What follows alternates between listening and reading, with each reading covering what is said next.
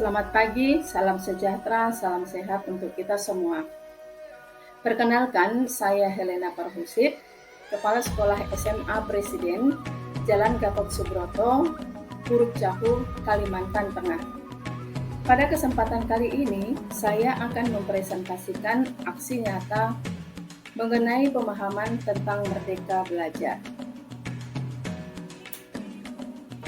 Ada 5 modul mengenai pelatihan Merdeka Belajar.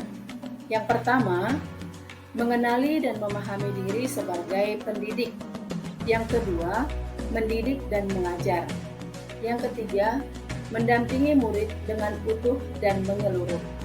Dan yang keempat, mendidik dan melatih kecerdasan budi pekerti. Kelima, pendidikan yang mengantarkan keselamatan dan kebahagiaan. Baiklah Bapak Ibu, kita awali dengan modul pertama, yaitu mengenali dan memahami diri sebagai pendidik.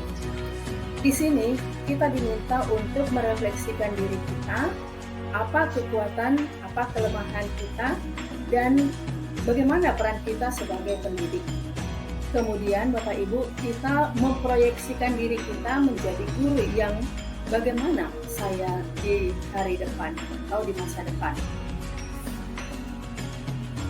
Dalam proses ini, kita mempelajari 3 hal, yaitu mengenali diri dan peranannya sebagai pendidik. Bapak Ibu, sebagai pendidik, kita perlu mengetahui kekuatan yang ada dalam diri kita. Dan kekuatan yang ada dalam diri kita harus kita kembangkan dan harus kita gunakan agar kita dapat mengajar dan mendidik dengan baik. Sedangkan kelemahan-kelemahan yang ada dalam diri kita harus kita kurangi dengan belajar terus-menerus. Sebagai pendidik juga, kita harus benar-benar mengetahui karakteristik dan kebutuhan peserta didik kita.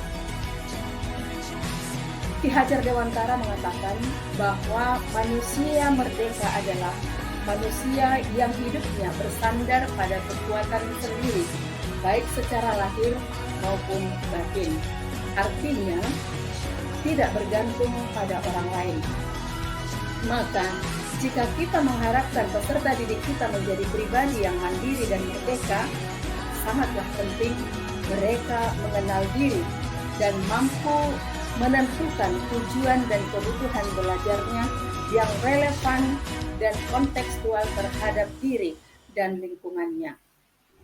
Ki Hajar Dewantara juga menyampaikan bahwa pendidikan menuntun segala kekuatan kodrat yang ada pada diri peserta didik agar mereka dapat mencapai keselamatan dan kebahagiaan yang setinggi-tingginya.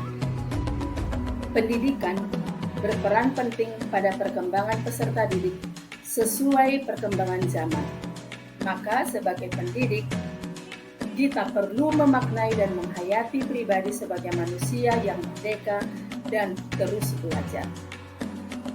Yang kedua, Bapak Ibu, apa peranan saya sebagai guru? Mendidik anak sama dengan mendidik rakyat. Ki Hajar Dewantara mengatakan bahwa anak-anak hidup dan tumbuh sesuai dengan kodratnya sendiri. Pendidik hanya dapat merawat dan menuntun tumbuhnya kodrat itu.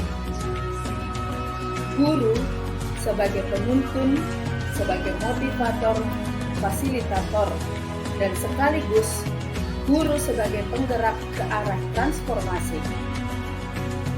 Pendidikan berpihak pada peserta didik. Nah, Bapak Ibu, di sini peran guru sangat penting dalam pembentukan karakter dan pengembangan kompetensi peserta didik sesuai dengan kodratnya. Sebagai guru juga, kita saat ini sedang membentuk masyarakat, membentuk budaya masa depan lewat peserta didik kita. Yang ketiga, Bapak Ibu, ingin menjadi guru seperti apakah saya?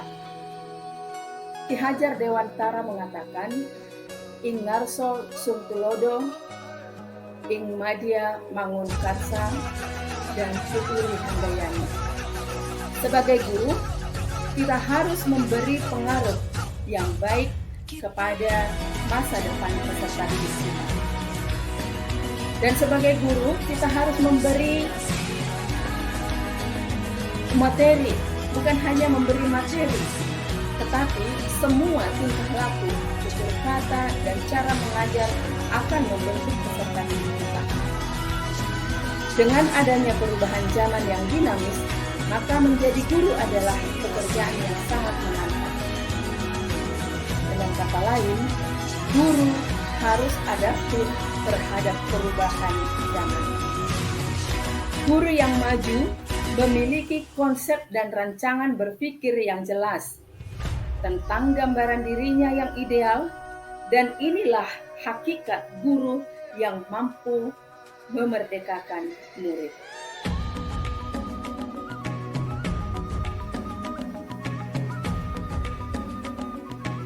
Bapak dan Ibu, sekarang kita masuk pada modul yang kedua, mendidik dan mengajar. Pada modul ini ada 3 hal yang harus kita ketahui. Yang pertama, mendidik dan mengajar. Kedua, pendidikan selama 1 abad. Dan yang ketiga, menjadi manusia secara utuh. Pengajaran merupakan cara menyampaikan ilmu atau manfaat bagi hidup peserta didik secara lahir maupun batin. Pengajaran salah satu bagian dari pendidikan. Sedangkan mendidik adalah menuntun segala kodrat yang ada pada peserta didik sehingga dapat mencapai keselamatan dan kebahagiaan yang setinggi-tingginya. Pendidikan tidak sekedar memberikan pengetahuan, namun mendidik keterampilan berpikir dan mengembangkan kecerdasan batin para peserta didik.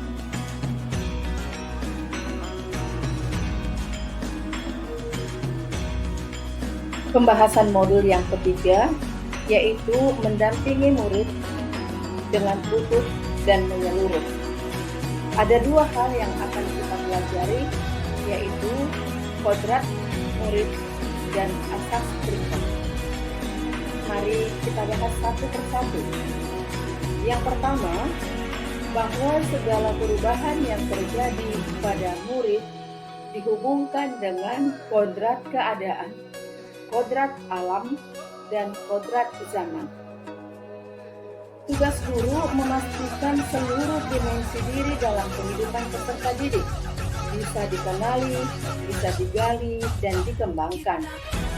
Sedangkan asas trikon terdiri dari kontinu, yaitu pengembangan yang secara berkesinambungan dan dilakukan secara terus-menerus dengan perencanaan yang baik.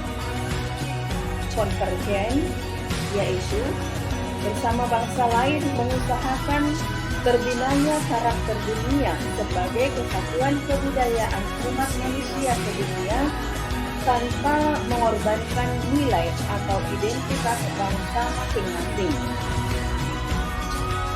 Konsentris, yaitu bersikap terbuka, tetapi tetap kritis dan selektif terhadap pengaruh kebudayaan di sekitar. Bapak Ibu Guru, untuk modul yang keempat yaitu mendidik dan melatih kecerdasan dan budi pekerti.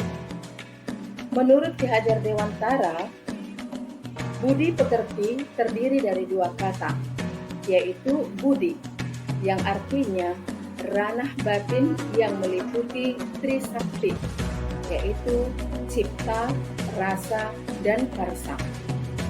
Sedangkan pekerti meliputi ranah lahir yang mewujudkan tenaga, sehingga budi pekerti adalah sebagai hasil dari bersatunya gerak pikiran, perasaan, dan kemauan, sehingga menimbulkan tenaga. Teori konsep konvergensi dimaksudkan sebagai transformasi pendidikan yang mengarahkan peserta didik untuk dapat berinteraksi dengan yang lain tanpa kehilangan jati diri.